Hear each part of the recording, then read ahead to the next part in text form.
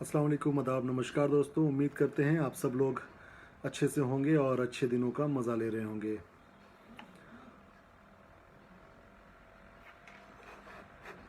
दोस्तों, जैसा कि आपने टॉपिक में देखा है कि मैंने लिखा है गोदी मीडिया। गोदी मीडिया किस प्रकार से आ, अपने आकाओं को खुश करने के लिए और अपने उन जितने भी उनके जो मालिक हैं, जो उनके ऑनर हैं, जो उनके सरगना है, ये कहिए, उनके उनके बस तीमारदारी में, उनको पॉलिश करने में, उनको तेल लगाने में, उनकी चमचागिरी करने में लगे हुए हैं देश की बड़ी बड़ी मीडिया। हिंदुस्तान जो अब तक का पिछले 3 दशक के बाद एक बहुत ही बड़े जख्म को झेल रहा है। पुलवामा में जो आतंकी हमले हुए थे उसको लेकर बहुत सारी बातें सामने आ रही हैं, बहुत सारे नए नए डेवलपमेंट्स दिखाई दे रहे हैं, बहुत सारी बातें सेना की तरफ से, बहुत सारी बातें अपने पड़ोसी देश पाकिस्तान की तरफ से, और बहुत सारी बातें अपने देश के नेताओं की तरफ से आ रही हैं। लेकिन इस बीच में आप एक चीज़ को समझने की कोशिश कीजिएगा, जो मैं यहाँ पर आप लोगों के बीच में रखने की कोशिश कर रहा हूँ, कि किस प्रकार से जो हमारे देश की राजनीति को जो मीडिया वाले हैं वो मैनेज करते हैं, और किस प्रकार से आम जनता की जो बातचीत है, जो आम जनता की सोच है, जो आम जनता की दिल की भावना है, जो उनके अंदर की फीलिंग्स है देश के प्रति, देश के सेनाओं के प्रति, और उनकी जो उम्मीद है देश के नेताओं से, वो किस प्रकार से ये जो देश की मीडिया है इसको बिल्कुल मतलब रास्ता उसका बदल देती है, बिल्कुल उसके नैरेटिव को चेंज कर देती है, किस प्रकार से उसके बात को ही बदल देती है। आप इस बात को समझने की कोशिश कीजिएगा। अभी अभी आपको पता होगा कि जो पुलवामा में हमला हुआ, आतंकी हमला हुआ, उसको लेकर कई बातें सामने आ रही हैं। उसी में जब बात सामने आई कि भाई किसी भी प्रकार से इसको बर्दाश्त नहीं किया जाना चाहिए और हमारे देश के सैनिकों को खुली छूट मिलनी चाहिए कि इसका बदला वो ले सके, उसके बाद से हमारे देश के नेताओं की राजनीति शुरू हो जाती है। जितने भी देश के नेता हैं वो घूम घूम कर इन्हीं सेनाओं के नाम पर वो वोट मांगना शुरू कर देते हैं। जो शहीद हुए हमारे नेता, हमारे प्रधानमंत्री, हमारे अमित शाह, हमारे बहुत सारे राष्ट्रीय पार्टी के अध्यक्ष और दूसरे दूसरे जो हैं, वो अलग अलग हिस्से में जाकर सीएम जो है यूपी का योगी आदित्यनाथ, केरला में जाकर वो वोट मांगता है। इस प्रकार की चीज़ें सामने दिखाई देती हैं, है ना। अब आप देखो एक बात, भारत में लगभग हर हिस्से में, भारत के हर राज्य में लगभग इस हमले को लेकर युवाओं ने, लोगों ने, आम बूढ़े जवान सभी लोगों ने, औरतें, महिलाएं, बच्चे, सभी लोगों ने मार्च निकाला, कैंडल मार्च निकाला और एक आक्रोश दिखाया इस कायराना हरकत को लेकर, और सरकार से ये मांग करी कि आप इस पर एक्शन लीजिए, अदरवाइज हम इसको बर्दाश्त नहीं करेंगे। ये सारी चीज़ें सामने आई। अब आप देखो, क्या किसी ने ये बात पर गौर किया?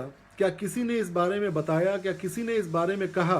कोई भी आम जनता, आप, मैं या जितने भी लोग हैं जो कैंडल मार्च निकाले थे, क्या किसी ने इस बारे में कहा कि हमारे देश की सेना के ऊपर किसी को शक है? क्या हाँ किसी ने कहा कि इस दुनिया में टॉप 5 में आने वाली हमारी सेना, बेहतरीन सेना जो हर तरीके से तैयार है, हर तरीके से तैयार है दुश्मन का मुंहतोड़ जवाब देने के लिए, क्या किसी ने देश के सेना के ऊपर उंगली उठाने की कोशिश करी? किसी ने नहीं। लेकिन एक चीज समझने की कोशिश कीजिएगा कि किस प्रकार से ये जो दोगली मीडिया है, जो ये क्या कहते हैं, गोदी मीडिया है, आपके भाषा को, आपके मुंह में वो भाषा डालने की कोशिश कर रही है जो आपने बोला भी नहीं, जो आपने कहा भी नहीं, सिर्फ इसलिए ताकि वो अपने आकाओं को, वो अपने नेताओं के तलवे चाटने में कोई कसर ना बाकी रह जाए, उनके बचाने में कोई कसर ना बाकी रह जाए। एक बात बताइए, कोई भी इंसान, क्या किसी ने किसी के वादे के आगे बढ़कर किसी चीज की डिमांड करी अपने देश में? हमारे देश की यही सरकार थी, बीजेपी की सरकार थी, जिसने ये कहा था कि हम जब आएंगे तो एक के बदले 10 सर लेकर आएंगे। तो लाजमी है कि देश की जनता ने इस बात पे भरोसा किया कि आप एक के बदले 10 सिर लेकर आइए। हमारे 50 के करीब जवान जो शहीद हुए हैं, उसके बदले 500 चरमपंथियों के, आतंकियों के, या वो लोग जो देश के अंदर में शामिल हैं या देश के बाहर के लोग शामिल हैं, उसके सर को लेकर आइए। क्या किसी ने ये उम्मीद लगाई तो किसी ने गलत किया? ये उम्मीद किससे थी? भारत की सरकार से, ना कि भारत की सेना से। इस बात पे गौर कीजिएगा आप लोग। भारत की सेना आज भी हमारे देश के प्रहरी है, हमारे दुश्मनों को दांत खट्टे कर देने में, उनको नाक तले उनके लोहे का चने चबवा देने के लायक है। हमारे देश की सेना में कोई भी कमी नहीं है। लेकिन अब आप देखो ये गोदी मीडिया क्या करती है। ये गोदी मीडिया किस प्रकार से बात कर रही है मैं आपको दिखाता हूं। यहां पर देखिएगा जी न्यूज़ का जो सुधीर तिहाड़ी है, माफ कीजिएगा सुधीर चौधरी जो है, वो क्या करता है, वो डीएनए उसका प्रोग्राम आता है। वो आपके गुस्से को, वो आपके एंगर को जो जाता है सरकार की तरफ कि सरकार इस पर क्या एक्शन ले रही है और अभी तक कितने नौजवानों की जो शहादत का बदला लिया गया है वो कहाँ है वो बदला, ये सवाल ना कर सके, वो उसको ट्रैक से मोड़कर सीधे लेकर आ जाती है आर्मी के ऊपर। कैसे, वो मैं दिखाता हूं आपको, देखिएगा इस वीडियो को।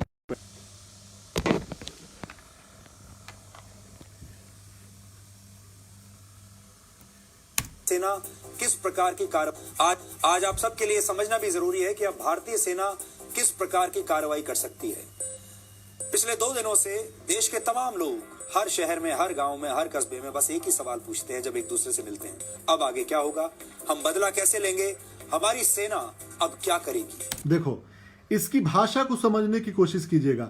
हर कस्बे, हर जिले, हर गांव के लोग जब आपस में मिलते हैं, सब लोग मिलकर सिर्फ ये आवाज उठाया कि मोदी क्या कर रहे हैं, किस प्रकार से सरकार जो है इस पर एक्शन लेगी। लेकिन किस प्रकार से, देखिए बड़े प्यार से इसने भाषा को घुमा दिया कहां की तरफ, कि सरकार, सेना हमारी क्या करेगी। ये देखिएगा, अब आगे क्या होगा, हम बदला कैसे लेंगे, हमारी सेना अब क्या करेगी। देखें, हमारी सेना अब क्या करेगी, ये जो है, ये गोदी मीडिया का जो तरीका है, कितने सॉफ्ट वे में, कितने प्यार से आपके उस एंगर को, आपके उस गुस्से को जो सरकार के प्रति था, जो सरकार को जवाब देना था, इसने आपके गुस्से को सरकार की तरफ ना जाते हुए उसको मोड़कर कहां ला दिया कि सेना हमारी क्या करेगी। लोग ये बात कर रहे हैं। क्या किसी ने आज तक, किसी ने देखा, किसी भी इंसान ने इस देश के अंदर में 125 से 130 135 करोड़ की आबादी में किसी ने भी इस बारे में बोला कि हमारी सेना जो है वो कैपेबल नहीं है, हमारी सेना जो है वो बदला नहीं ले सकती है? क्या किसी ने ऐसा बोला? बिल्कुल भी नहीं। सेना को एक ऑर्डर दो, हम एक देश को अपने में मिला के आ जाएंगे वापस से उसको। इतनी हमारे अंदर ताकत, इतनी अंदर कीमत, जोश है हमारे सेना के अंदर। लेकिन यहां पर पता है कि हमारे वो 56 इंची को जहां पर एक्शन लेने की जरूरत थी, उसको बचाने के लिए अब ये क्या कर रहा है कि आइए देखते हैं कि हमारी सेना क्या कर सकती है। उसके बाद से वही चीजें कि शक्ति प्रदर्शन, कितने हमारे पास हथियार हैं, कितने हमारे पास क्या क्या चीजें, उसके बारे में ये बात करना शुरू कर देता है। मुझे एक बात जाननी है कि क्या अभी अभी बगल में गुजरा है 26 जनवरी, हम लोगों ने देखा है, पूरी प्रदर्शनी हम लोगों ने देखी है कि हमारे पास क्या हथियार है, हमारे पास कितने वायुयान है, हमारे पास कितने लड़ाकू विमान है, हमारे पास कितने तोप है, कितने बम है, कितने क्या है, हमारे पास सब कुछ इंफॉर्मेशन है। अभी अभी 26 जनवरी गुजरा हुआ है। लेकिन ये जो दलाल मीडिया जो है, ये सवाल सरकार से नहीं कर रही है। ये दलाल मीडिया जो है ये पूछने की हिम्मत नहीं कर रही है कि सरकार, अब तुम्हारा नेक्स्ट सरकार कि क्या मतलब स्टेप्स होनी चाहिए, ये सवाल नहीं कर रहे हैं ये भाई साहब। लेकिन ये बता रहे हैं कि देश के लोग जो एंगर में हैं, गुस्से में हैं, मार्च निकाल रहे हैं, जो कैंडल मार्च निकाल रहे हैं, जो सवाल कर रहे हैं, वो देश की सेना से देखना चाह रहे हैं कि देश की सेना क्या करेगी। खा जा रहे हैं उस बात को जो सरकार क्या करेगी, आ जा रहे हैं किधर कि सैनिक क्या करेगी। ये इस प्रकार की हमारी मीडिया है जो आकर आपके बातों को, आपके जज्बातों को बड़े सॉफ्ट तरीके से खा जाती है। इसी को कहते हैं दलाल मीडिया, गोदी मीडिया, जो अपने सरकार की गोदी में बैठकर अंगूठा चूसते हैं, वो इस तरह की मीडिया है। इसके बाद एक और चीज आप देखिएगा कि किस प्रकार से जो भाषा होती है किसी चैनल की, या फिर नेता की, या फिर किसी गोदी मीडिया की, या फिर हमारे उस चालाक नेता की जो आपके जज्बात के साथ खिलवाड़ कर देगी। आपको भी पता है कि हमारे देश के प्रधानमंत्री जो हैं, कभी कभी उनको फीता काटने वाला भी प्रधानमंत्री कहा जाता है, क्योंकि वो सारे उद्घाटन करते हैं जो दूसरे सरकार ने उसकी शुरुआत करी थी, उसके लिए फीता काट देते हैं। या फिर अगर कोई चीज का क्रेडिट लेना हो तो हमारे नेताजी, हमारे प्रधानमंत्री, हमारे साहब जो हैं, वो फीता काट कर उसका क्रेडिट ले जाते हैं, एकदम हाथ हिलाते हुए चारों तरफ, है ना, भले कोई आदमी हो या ना हो। तो हमारे नेताजी क्या करते हैं, वहां पे उसकी क्रेडिट ले जाते हैं। लेकिन अगर क्रेडिट लेने के लायक कोई चीज ना रहा, अगर मान लो उसमें कुछ गड़बड़ी निकल गई, तो वो सीधे बात को कितने प्यार से घुमा देते हैं। देखिएगा, मैं आपको एक एग्जांपल देता हूं। आपको पता होगा कि अभी अभी एक ट्रेन की झंडा दिखाया गया था, इंजन लेस, मतलब इंजन उसमें नहीं होगा, एक बहुत पहली बार देश में चलाया गया वाराणसी में एक वंदे भारत ट्रेन। आपको पता होगा वंदे भारत ट्रेन के बारे में, है ना। आपको मैं दिखाता हूं, एक सेंटेंस आप पढ़िएगा सिर्फ, उसके बाद मैं आपको इसके बारे में एक्सप्लेन करता हूं। ये जो ब्लू कलर के लाइन में लगा हुआ है वो देखिएगा, ठीक है, कि ठीक है, prime minister Modi on Tuesday said that people who are mocking India's first engineless train Vande Bharat express which suffered technical problems on its inaugural run on Saturday should be punished और insulting India's engineers and technician. समझने की कोशिश कीजिएगा इस भाषा को, इस बात को समझने की कोशिश कीजिएगा। जब हमारे देश के जवान शहीद हो रहे थे, आप जाकर चुनावी रैलियां कर रहे थे। जब हमारे देश के जवान शहीद हो रहे थे, आप जाकर इनोग्रेशन कर रहे थे और फिल्म की शूटिंग कर रहे थे नेशनल ज्योग्राफिक का। आप जब देश के जवान शहीद हो रहे थे तो आपके जो नेता हैं वो कहीं पे नाच गाना कर रहे थे। इससे सजा की बात नहीं हो रही है, इस पर सजा की बात नहीं हो रही है। सजा किसको हो रही है? देखो, आप देखो, लैंग्वेज समझना, कि उन लोगों को पनिशमेंट मिलना चाहिए जो हमारे देश के इंजीनियर्स का मजाक बनाते हैं। अब आप देखो, इस भाषा को समझने की कोशिश करना। यहां पर कितने प्यार से अपने जहां पर क्रेडिट लेने चले गए थे कि भैया चलो फीता काट देते हैं, झंडी दिखा देते हैं, क्रेडिट हम ले लेंगे कि देखो हमने वंदे भारत की शुरुआत करी थी, बड़ी अच्छी बात है, सरकार ने कुछ उपलब्धि हासिल कर ली थी। लेकिन जब वहां पे इंजन फेल हो गया, जब उस ट्रेन में कुछ टेक्निकल इशू आ गया, तो देखिए बात को कोई उनसे ना कर दे कि सर आप तो चले गए थे क्रेडिट लेने के लिए, अब क्या हुआ, तो उसने घुमा दिया बात को। कहा कि अरे सुनो, होता ना, कोई भी हमारे इंजीनियर का मजाक अगर उड़ाया तो उसको हम छोड़ेंगे नहीं। कोई भी अगर हमारे इंजीनियर का मजाक उड़ाया तो हम उसको छोड़ेंगे नहीं। समझ रहे हैं भाषा को? यहां पर कितने प्यार से, कि हमारे ऊपर सवाल ना हो कि भैया आपने जाके हरी झंडी दिखाई थी, उसका क्या हुआ। कोई ये नहीं बोलेगा कि आप जाकर आपके हाथों से वो हरी झंडी दिखाई गई थी, ट्रेन हमारा बंद हो गया, इसके बारे में कोई ना पूछ दे। तो ये सारी चीजें हैं जो समझने की कोशिश कीजिएगा, जो गोदी मीडिया लगातार आपके अंदर डालने की कोशिश करती है, अपनी नैरेटिव, अपनी तरीके की सोच आपको सोचने पर नहीं मजबूर करती है। क्यों नहीं सवाल होना चाहिए सरकार से? सरकार की पूरी जिम्मेदारी, सरकार यहाँ पे फेल्योर है। मिनिस्ट्री ऑफ डिफेंस तभी एक्शन ले सकती है जब हमारी सरकार उसको ऑर्डर दे, है ना। तो अभी देखो, इसी बीच में क्या हुआ कि पाकिस्तान का जो प्राइम मिनिस्टर है इमरान खान की तरफ से यह बयान आता है कि अगर हिंदुस्तान लड़ाई के लिए जोर डालेगा तो हम भी लड़ाई में पीछे नहीं हटेंगे, हम भी वार करने को तैयार हैं। आपको पता होगा कि अभी कल की बात है कि यहाँ पर सऊदीया का राजा आया था घूमने के लिए, कुछ चंदा देकर, कुछ हाथों में कटोरी में देकर चला गया।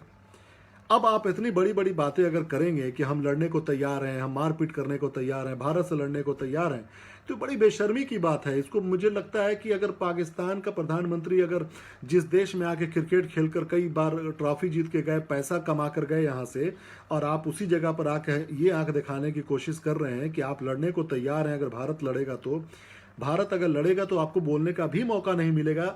इमरान खान साहब, आप ये बात को समझ लीजिए। और दूसरी बात, पहले आप अपने घर के इकोनॉमी को ठीक कर लीजिए, पहले आप अपने घर के हालात को ठीक कर लीजिए। आपकी इकोनॉमी की ये हालत है कि 400-500 करोड़ डॉलर को जाके आपको सऊदीया से भीख लेना पड़ रहा है, यूएन से मदद मांगनी पड़ रही है, फिर आप लड़ाई करने की बात करते हैं।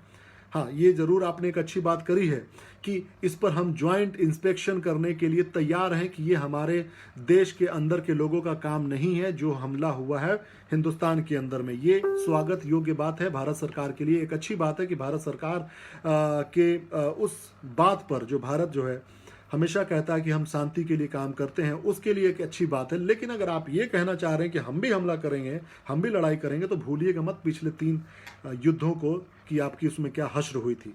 इसी बीच एक बीजेपी के नेता का एक मजाक भरा एक आया हुआ है ट्वीट कि हंसी आ रही है इस नेता का ये करके कि पुलवामा अटैक में जो बीजेपी नेता ने ऑफर किया है कि अजहर मसूद का सर लेकर आओ और 51 लाख रुपया लेकर जाओ। ये कहा है विनीत अग्रवाल शारदा नाम का एक भाजपा का नेता है। ये एक बीच बीच में मजाक कर देता है ना। कि 51 लाख रुपए ले जाना है तो अजहर मसूद का सर लेकर आओ। कि भाई साहब एक बात आप भूल रहे हैं शायद, आप ही के क्या कहते हैं पार्टी के लोग जब थे तो अजहर मसूद को बड़े प्यार से गाड़ी में बैठाकर कंधे में कंधा डालकर हाथों में हाथ गलबैयां डालकर उसको आप जाके छोड़ आए थे। भूलिएगा मत कंधार का मामला जब हुआ था। आज अगर वहां पर स्ट्रिक्ट एक्शन लिए जाता, आज हमारे जो जवान शहीद हुए, अगर उस वक्त हम लोग ऑपरेशन कर देते, कुछ लोगों की भले शहादत हो जाती, तो आज ये जो सर उठाकर नहीं बोलता अजहर मसूद, जाके उससे सर मांगो जिसने जाके उनको पहुंचाया था वहां पर। तो ये मजाक नहीं होना चाहिए। देश के जवानों के साथ खिलवाड़ मत करो। तुम देश के जवानों को बेइज्जत कर रहे हो कि क्या देश के जवान हमारे चाहे, हमारे जो सैनिक चाहे तो क्या हमला करके पूरे अपने इस देश को पाकिस्तान को क्या अपने देश में नहीं मिला सकते हैं? हम लोग कराची तक नहीं पहुंच सकते, इस्लामाबाद तक नहीं पहुंच सकते हैं? बिल्कुल पहुंच सकते हैं। लेकिन इस तरह की भाषा बोलकर तुम देश के जवानों को बेइज्जत कर रहे हो कि लेकर आओ तो 51 लाख रुपया देंगे। हमारे जवान तुम्हारे 51 लाख रुपया के लिए अपने शहादत के लिए तैयार हैं। वो अपने देश से मोहब्बत के लिए वहां पे खड़े हैं बॉर्डर पे, जो जब चाहे वो अपने देश के लिए शहादत दे सकते हैं। एक ऑर्डर मिल जाए तो वो अपनी जान को कुर्बान कर सकते हैं। और यहाँ पे तुम 51 लाख रुपए की बात बोलकर देश की बेइज्जती करा रहे हो। शर्म आनी चाहिए ऐसे नेताओं को जो इस तरह के मौके का नाजायज फायदा उठाकर अपने एक झूठी और एक अपने बकवास की सिर्फ मतलब वाहवाही लूटने के लिए बकवास की बातें करते हैं। इसी बीच एक और देखिए, एक और जाहिल नेता का एक पैगाम आया है। जो मेघालय का राज्यपाल है, वो शायद जनसंघी है, एक नंबर का संघ का ये चड्डीधारी इंसान है, एक जाहिल इंसान है।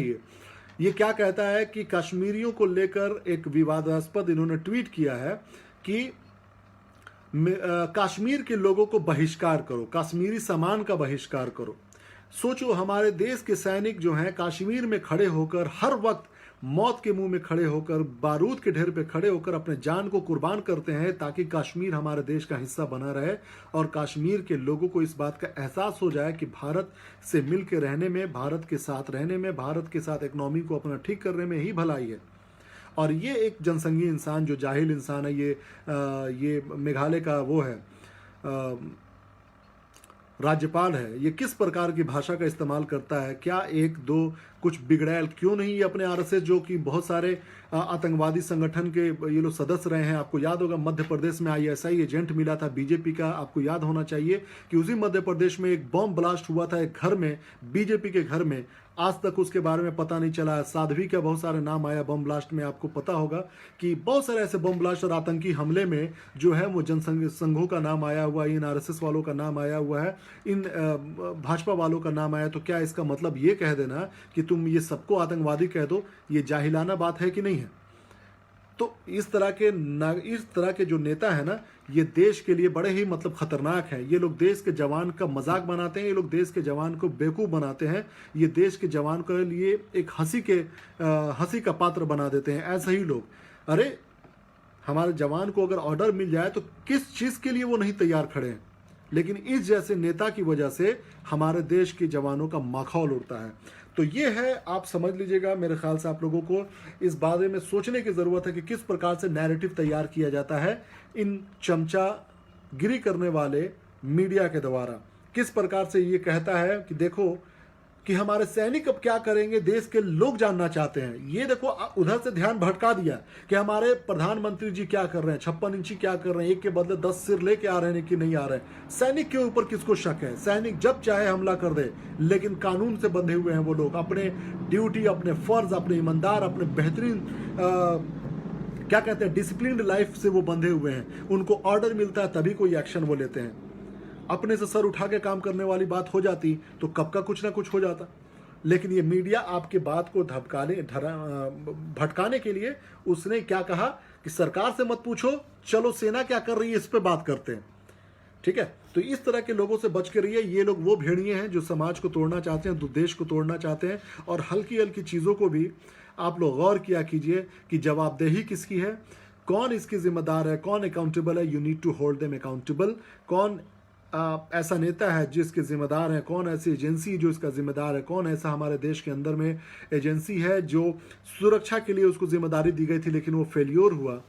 बहुत सारे लोगों का कहना है, बहुत सारी सवालात उठ कर आ रहे हैं, बहुत सारी बातें आ रही हैं कि जिस घर में अगर आप मतलब छोटी से छोटी चीज़ को आप आसानी से सूंघ के निकाल देते हैं। 250 किलोग्राम 350 किलोग्राम का RDX अगर आपको नहीं दिखाई देता है तो कहीं ना कहीं बहुत बड़ी चूक है। और ये खुद कश्मीर के राज्यपाल का भी कहना है कि हमारे इंटेलिजेंस का ये फेल्योर है, हमारे आंतरिक एजेंसी का ये फेल्योर है, इस पर जांच होनी चाहिए। खैर, कोशिश हम लोग ये करेंगे, फिर से भावभीनी श्रद्धांजलि हमारे जितने भी जवान शहीद हुए हैं उनको, और इसका बदला उन लोगों को ज़रूर मिलना चाहिए, इसका सज़ा उन लोगों को ज़रूर मिलना चाहिए जो हर तरीके से जिम्मेदार हैं इसके, चाहे वो सरकार के लोग हों, चाहे वो झूठे जुमलेबाज लोग हों, चाहे वो मीडिया हो, कोई भी हो, इसकी सज़ा उनको मिलनी चाहिए। बहुत बहुत धन्यवाद दोस्तों, आप लोग अपना ख्याल रखिए। और भारत की एकता, संप्रभुता, अखंडता आपस में लड़ाई करने से कभी भी नहीं बनेगी। अगर आप भारतीयता को मानते हैं, अगर आप हिंदुस्तानी हैं, तो हिंदुस्तान के हर एक इंसान की इज्जत कीजिए, हर एक लोगों की इज्जत कीजिए, मोहब्बत कीजिए, उनको अपना बना के रखिए, ताकि हमारे देश की अखंडता बनी रहे, हमारे देश की आपस के सौहार्द बना रहे। इसी में देश की तरक्की है। अदरवाइज जो अजहर मसूद, जो आतंकवादी चाहता है कि भारत देश के टुकड़े हो जाएंगे, आपस में लड़वा कर, वो आपस में आप लोग उसकी मदद मत कीजिए। वो सब ये चाहते हैं कि हिंदुस्तान के अंदर में एक फूट पड़े, लड़ाई झगड़ा हो, हिंदू मुसलमान हो और भारत कमज़ोर हो जाए, ये आतंकवादी चाहते हैं। और उस आतंकवादी के सपने को आप लोग पूरा मत कीजिए, ये जनसंघ ही पूरा ना करे, ये जितने भी चड्डीधारी हैं वो ना इसको पूरा करने दे कि जो आतंकवादी बगल का देश का चाहता है वो लोग उसकी मदद कर रहे हैं। हालांकि इनके इतिहास रहा है कि ब्रिटिश की कभी मदद करते हैं, कभी किसी की मदद करते हैं, ये लोगों का इतिहास रहा है। लेकिन फिर भी एक भारतीय होने के नाते मैं आप लोगों को सुझाव दे रहा हूं कि इन आतंकवादियों के मंसूबों को पूरा मत होने दो, मत आपस में लड़ने दो, मत आपस में लड़ाओ, हिंदू मुसलमान मत करो। एकजुट होने की ज़रूरत है, सरकार से सवाल करो, सरकार इसके लिए जिम्मेदार है, सरकार अकाउंटेबल है। बहुत बहुत धन्यवाद। जय हिंद।